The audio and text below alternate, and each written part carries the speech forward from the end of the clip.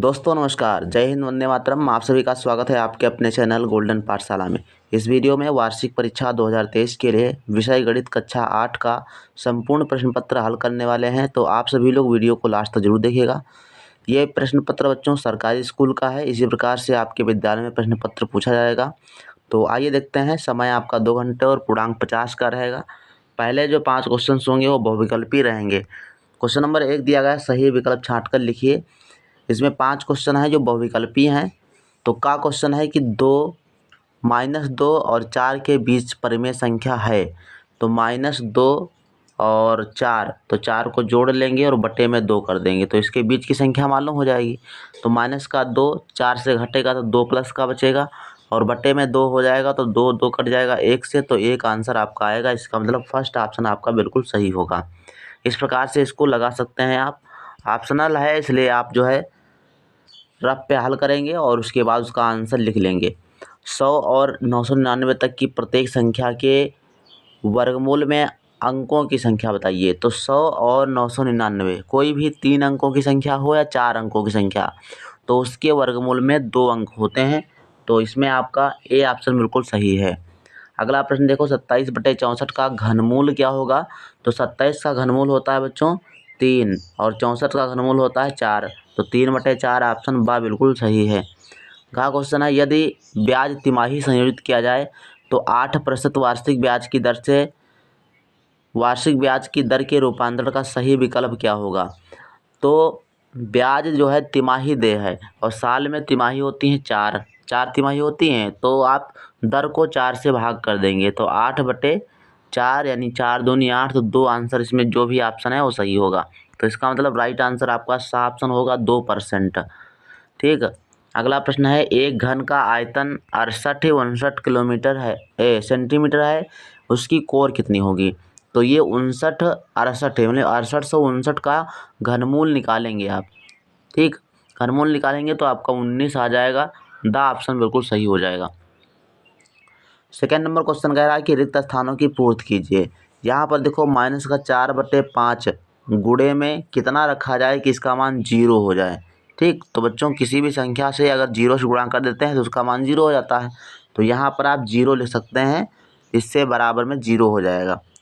खा क्वेश्चन है कि वर्ग का प्रत्येक कोण समकोण होता है। यहाँ पे आप लिख सकते हैं समकोण, या फिर आप 90 अंश लिख सकते हैं। ठीक है, कोई भी आप लिख दीजिए। प्रत्येक कोण क्या होता है, समकोण होता है। और गा क्वेश्चन दिया गया कि 8 यानी 87, और इसके बाद देखो लुप्त संख्या आपको ज्ञात करना है। तो यहाँ पर आप कुछ भी भर सकते हो क्योंकि नीचे संख्या नहीं दी गई है, यहाँ पे संख्या नहीं दी गई है, तो यहाँ पर तो आप अपने हिसाब से कुछ भी रख सकते हो। साथ में आप कुछ घटा दो, जैसे मान लो 3 घटा देते हैं, तो 7 में 3 घटा दोगे तो यहाँ बचेगा 4, और 8 में 2 घटाओ तो कितना बचे 6। ठीक, तो ऐसे इसको आप ले सकते हो। अगला प्रश्न देखो, घा नंबर है 1/2 का घात -1 लगी है। देखो ये माइनस का 1/2 नीचे दिया गया है, तो घात जिसकी भी -2 होती है, अगर वो बटा में दिया गया तो कुछ साधारण संख्या में लिखेंगे, यानी उसका व्युत्क्रम लिखेंगे, तो घात जो है प्लस में हो जाती है। तो -2 आंसर इसमें भर देंगे। ठीक, -2 ही होगा। तो इस प्रकार से ये रिक्त स्थानों की पूर्ति हो गया। 3 नंबर प्रश्न की बात करते हैं। इसमें सही और गलत का निशान लगाना है। 3 परिमेय संख्याओं का योगफल परिमेय संख्या नहीं होता, तो ये गलत है। परिमेय संख्याएं कितनी भी हों उनका योगफल परिमेय संख्या ही होगा। चतुर्भुज के चारों भुजाएं सदैव बराबर होती हैं। तो चतुर्भुज की चारों भुजाएं सदैव बराबर नहीं होती। ठीक, कुछ दशाएं ऐसी होती है जिसे वर्ग होता है उसमें बराबर होती हैं, लेकिन सब में नहीं होता है ना। एक सिक्के के 3 तल होते हैं, ये भी गलत है। एक सिक्के के 2 तल होते हैं। समांतर चतुर्भुज के विकर्ण समान होते हैं।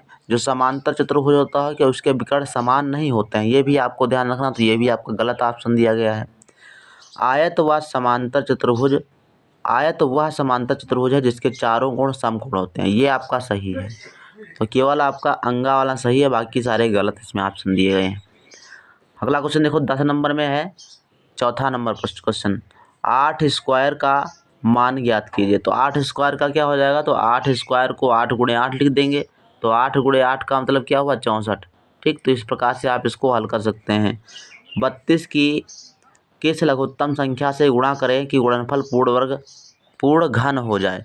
ठीक, तो इसको पूर्ण घन बनाने के लिए 32 को क्या करेंगे, लघुत्तम बना देंगे। मान लो ये तो आसान सवाल है, सबसे पूछा गया, अगर कठिन पूछा जाएगा तो कैसे करेंगे आप। तो दी गई संख्या के पहले फैक्टर करेंगे, तो 2 से इसको फैक्टर करो तो 16 दूना 32 हुआ, फिर 2 से भाग करो तो ये हो जाएगा 8, फिर 2 से भाग करोगे तो ये हो जाएगा 4, फिर 2 से भाग करोगे तो 2 हो जाएगा, और फिर आप 2 से भाग कर देंगे। तो यहाँ पर देखेंगे जोड़ा आपको 3-3 के बनाना है।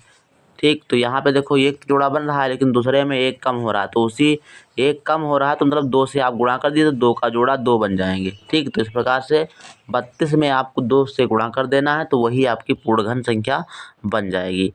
तो इस प्रकार से इसको हल कर लेंगे। गा नंबर क्वेश्चन है 13, 13, 12, 13, 16 का बहुलक बताइए। तो बहुलक होता है बच्चों जो ज़्यादा बार आता है, जिसकी बारंबारता अधिक होती है वह बहुलक होता है। तो इसमें 13 ऑप्शन सही हो जाएगा। 13 आप लिख देंगे कि 13 की बारंबारता सर्वाधिक है, अतः 13 बहुलक है, ऐसे आप लिख देंगे। गा क्वेश्चन देखो दिया गया कि b+1 का होल ऑफ क्यूब का विस्तार कीजिए। इसमें आप सूत्र लगा दीजिए a+b का होल ऑफ क्यूब, और इससे जो है अपना इसको हल के लीजिए, विस्तार कर दीजिए। अंगा नंबर क्वेश्चन है कि 3x + 4x की पावर 2 - 7 के बहुपदों के घातांक बताइए। घातांक बताना है, बहुपदों के अलग अलग घातांक आपको बताना है। जैसे 3x है तो x का घात कितना है, 1 है तो 1 आपको लिखना है। 4x की पावर 2 इसमें घातांक कितना है तो 2 है, और माइनस के साथ इसमें घातांक 0। ठीक, तो ये आप ध्यान रखिएगा, इस प्रकार से आप कर सकते हैं। अगला देखो 5 नंबर क्वेश्चन है, लघु उत्तरीय प्रश्न है ये, और इसमें का क्वेश्चन है कि 8x² YZ में 2xy से भाग करना है। तो इसको आप जैसे भाग करेंगे तो 8x² और YZ इसको भाग करेंगे तो नीचे ही लिखा है 2xyz, ऐसे भाग करेंगे तो x तो कट गया, 1 इसमें से कट गया x, और y 1 कट गया यहाँ से, 2 1 कम 2, 2 चक्कू 8, तो बचा का 4x, और y तो कट ही गया, z बचा, तो 4xz बचेगा। ठीक, ये आपका आंसर हो जाएगा। ऐसे आप इसको हल कर लेंगे। इसमें देखो लुप्त संख्या ज्ञात करना है, तो कौन सी संख्या होगी यहाँ पर। देखो यहाँ पर देखो भरना है आपको 3, पहले वाले में 3 भर लेना है। 3 और 8, 8 3 11, 11 5 16 के 6, हासिल आया 1, हासिल जब आया 1 तो 9 और 2 11, 11 और 1 कितना हुआ 12, 12 और कितने 18, 12 और 6 18, तो यहाँ पे आपको 6 भरना है। ठीक, तो ऐसे इसको हल कर सकते हैं। यहाँ पर देखो घटाना है, तो 7 से कितने घटाएंगे कि यहाँ पर देखो 8 हो जाए, तो 7 से कितने घटाएंगे जो 8 हो जाए, तो 17 से 9 घटाएंगे तो 8 हो जाएगा।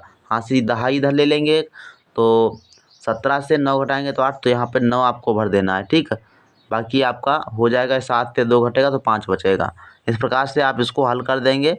और अगला देखो प्रश्न है गा नंबर क्वेश्चन कहता है कि एक विद्यालय के 7 अध्यापकों की आयु, देखो ये आयु दिए गए हैं, कह रहा है कि आंकड़ों की मध्यिका ज्ञात कीजिए। सबसे पहले इनको आरोही क्रम में लिखेंगे, इन आंकड़ों क्या करेंगे आरोही क्रम में लिखेंगे, उसके बाद गिनेंगे कितने आंकड़े हैं।